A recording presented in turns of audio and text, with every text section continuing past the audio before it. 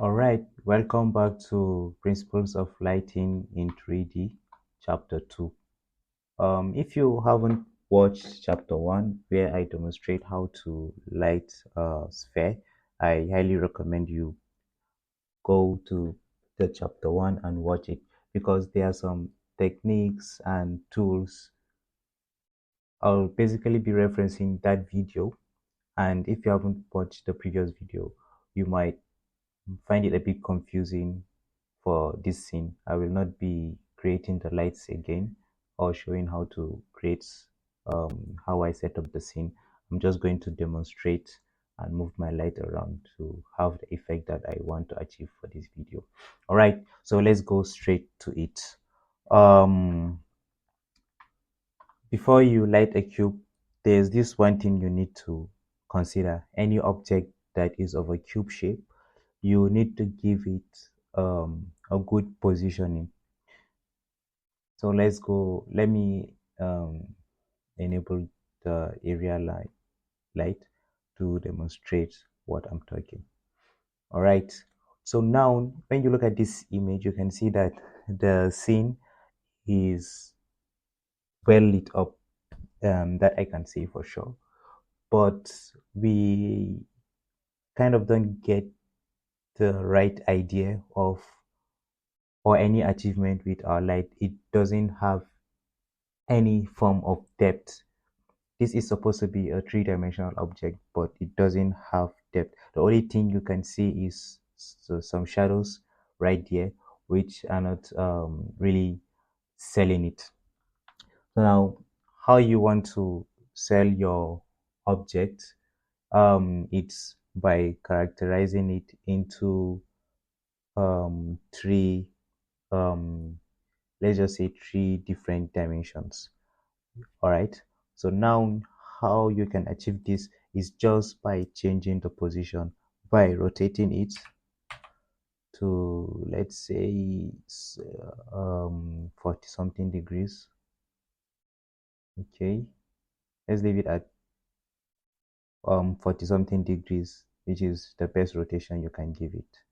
So now that we've rotated it, it looks a little bit nicer. You can see the dimensions. Of course, you can see the top, you can see both of the sides.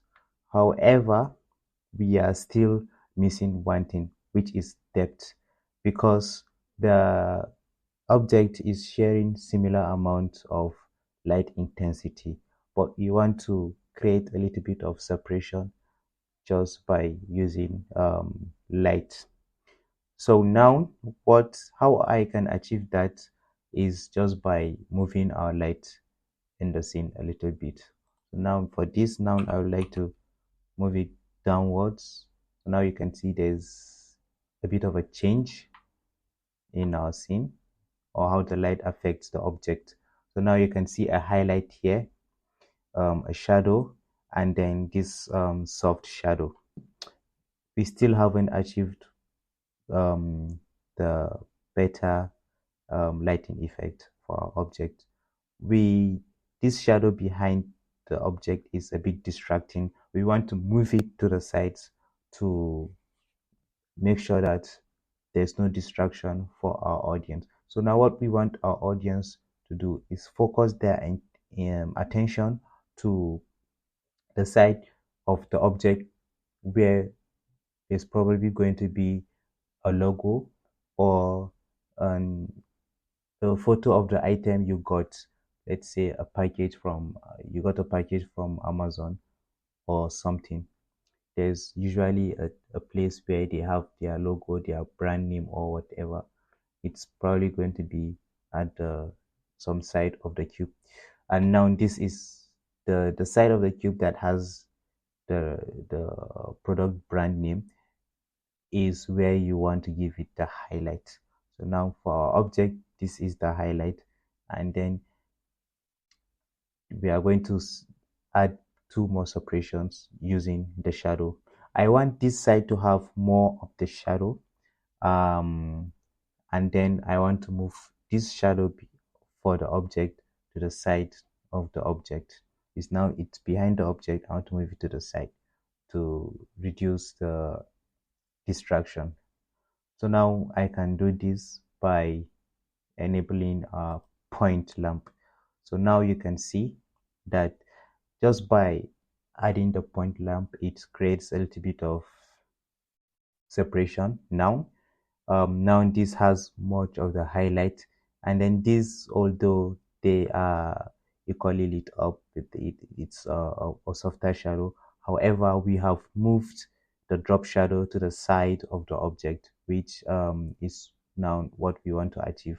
So now the third thing we want to achieve is um, create a separation between the top side and the side. All right, the top and the side. So now I want to give the top more of a soft shadow, and then the side more of a darker shadow.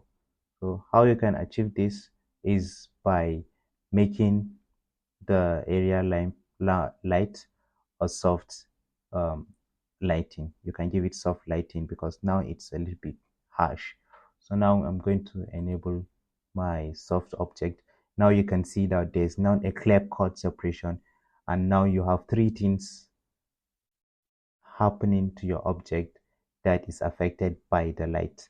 Now you have the shadow here, and you have a lesser shadow here, and then you have your highlight. All right, and then you also have your drop shadow. Now with this lighting, it's okay, it's decent. You can use this technique to um, light any object that is made by a square shape. All right, so that's about it for this tutorial. Thank you for watching my video. um, Please, if you like this, subscribe and then gives it a thumbs up. It helps me reach a wider audience, and that's how I can be able to share my little knowledge on 3D using the Blender program. Catch you next time. Peace out.